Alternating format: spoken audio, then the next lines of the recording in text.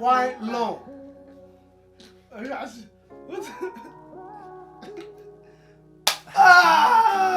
Happy New Year, Chinese Mulale.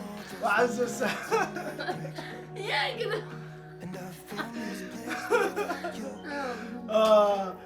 You know, today is a Chinese New Year. Exactly. Sing Yang Kwang Lo. No, sing ain't quite low. Sing Yang Kwang Lo. Kwang Lo. Baby, it's just the accent. You know, you got this. Guys, we love you. Welcome to our channel. I'm Mohamed. Muftaati for this hour nagti. Hala la da magayda. Kuso dawada channel ko wal jacalnahay. Subscribe. وحيرتي كسوبيا / whatever. Subscribe, share, like, and hit the comment if you got any questions. Why don't we go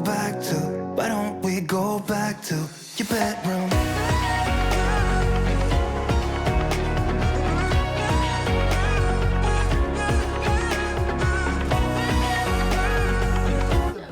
Bella.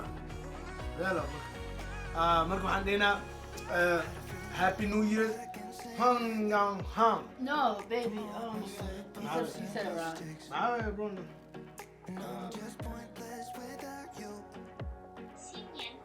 Oh, 新年快乐. Sing Yang Kwang Long. Sing Yang Kwang Long. Tiny Festival is basically a New Year. Well, the festival is Chinese New Year. And what they do is they do a lot of stuff. You know, they pray, celebrate. You know, they believe in each year has a character. And these characters symbolizes different types of animals. You know, and they take big part in the celebration because it's their culture. And so they pray, they eat, drink, you know, a lot of stuff. It's amazing. They even have like the traditional dragon dance, which is very nice. فرحة بدو حواي دكتور حجعلي يا فرحة you know إلهي نسيها فرحة نجعلني you know بشالة وحنا وحواي نقدر نسكت السؤال ماكو حجعلنا أنا وحجعلنا نسكت اسمه فرحنا نحكي يعني وحنروح نحكي البشاشة هذا النكاب البشاشة boy Mohammed. What am I doing right now? Boy Mohammed. Boy, you know. Marka, عندنا Happy New Year. Sing Sang Yang. Billah, baby. Yes. You know that thing. Marka, so Just leave it to them. Leave it to them when it comes to saying it. What are you most thankful for, baby? I'm thankful that I'm still living, you know, even with this whole COVID crisis happening around this world. Some people are dying, and it's really a serious thing. So there's something to be grateful, right? Living. محديرة ولا لا ودي أشكال جوان معه شغلة أو Somali جوان Europe جوان محديرة about how شغلة this festival كان أو Chinese New Year's كان مديلة سوبي كخيب قلا مديلة. Yeah, because you know, it's better to explore different culture. You know, I don't think the New Year's Eve. Each month carry a symbol of different animals. You know. في Chinese كان ترى عس وحو حساب سن أو كش يعني شيءنا مركب على الله من شلون. وأنا number one وحواي Chinese New Year is known as the Spring Festival. You know? However, Maki or Kawoa is basically the end of the cold days. Remember, the coldest days, the end of the coldest days. Maki Hawaii spring مكس بلاوي عمل وقتي أو رحلة أو بلاوي أو عوسك صو بحاي وحسوي. مركا وحواي برفكا دمالي برفكا you know spring ka bilab summer iti o ka organics bilab. Number 2 وحواي Chinese ka وحلا وقت لما خاو New Year's ka سنة كعصب وقت ما خاوان. So it's like Thanksgiving وحاس عمل مان you know كم حواي is year كواي بالكس الحساب شيء بالكس Fahmino bil kasto. Diirta waa ka dhigataa Chinese New Year's waa ka dhigataa December, October, November waqti intaa ka dhigataa. No, it depends on like their I think lunar phase or something like that. Yeah, I like Chinese New Year's ranges from January 21st to February 20th. So around there. It occurs on February 5th. Remember? Number 3 waxa waaye oo Chinese ka sanadka cusub ku xisaabsan waxa waaye it is a praying day, praying to gods. Marka anaga They believe in many gods. Wake,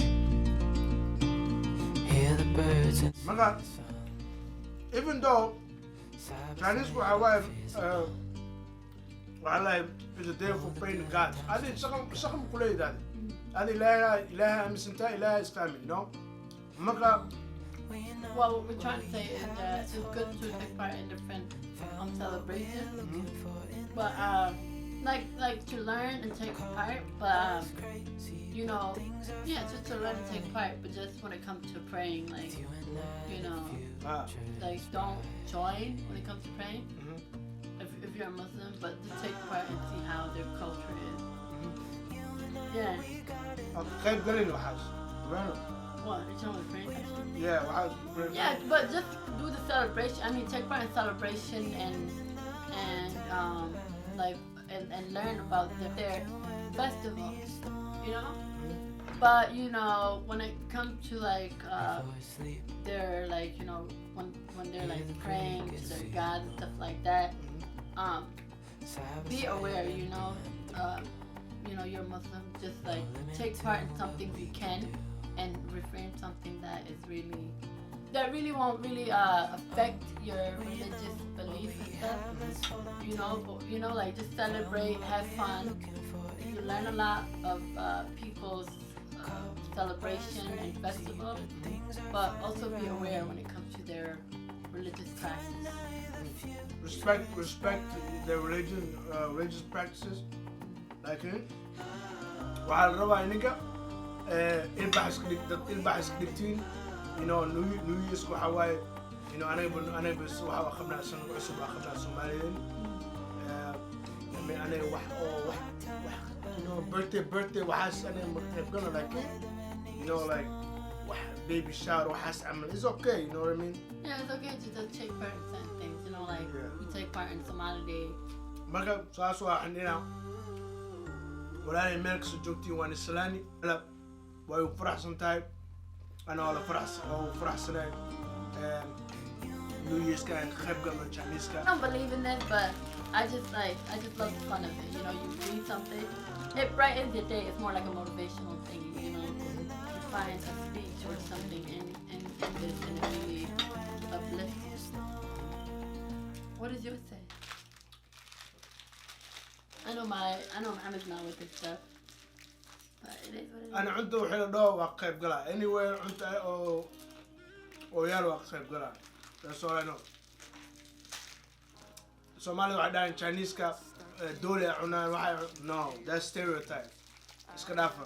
No, some Asian countries do, baby. Asia is really big.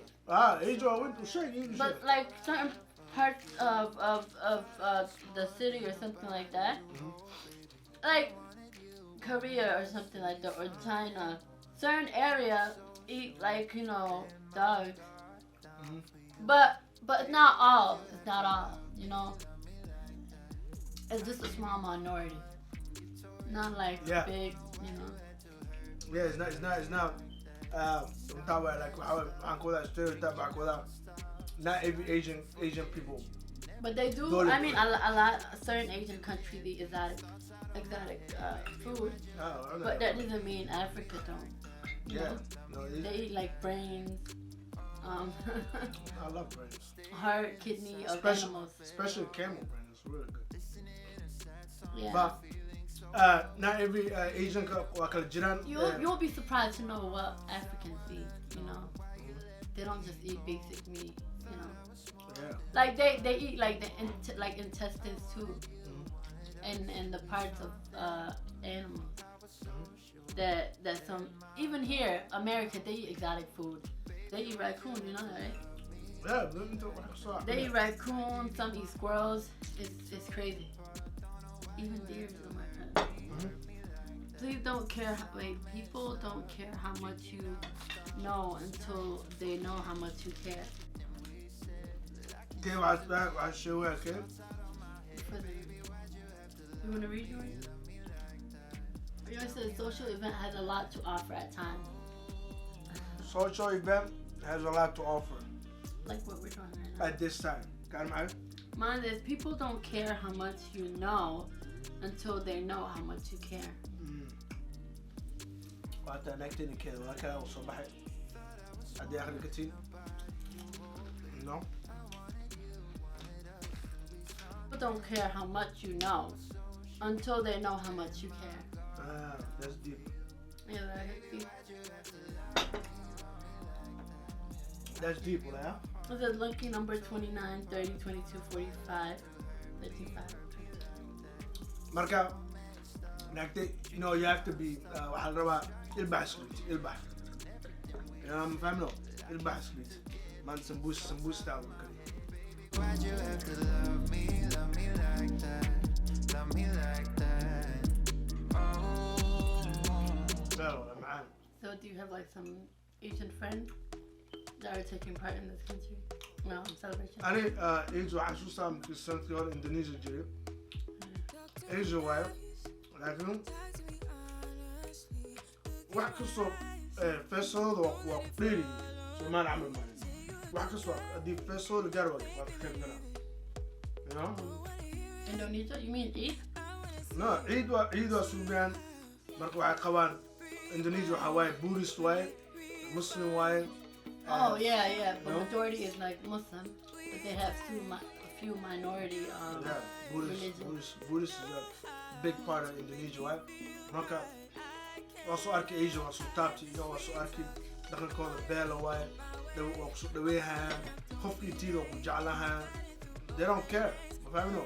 Marka inagana waxaa walaalihi waxaa la rabaa inagana saas ka dhigtiin Soomaaliyan dawacad xunta gees u dhiga, walaalihi dadkii oo ku bar rabo oo isbartii soo dhaweey. You know what I mean? So dhaweey walaaltinimo iyo raasito, you understand? Marka waa kay kaasinu rajayna naagtay sambuusi macna alxamdulillah. Mom, waxaan soo cunno baashaan waa raaxaysuna alxamdulillah. Marka that's what it's celebration. We want to share that little. Yes, just a small thing for ourselves. You can't see the table, but we have like food here. Sambusi, egg roll, wax kasto indano ya alxamdulillah. Marka waxaan dhinaca kanankii kusoo dhawaada alxamdulillah. We love you. Waan jecelnahay. Anaga Soomaaliya nahay waa jecelnahay walaala nahay. You know? Kusoo dhawaada.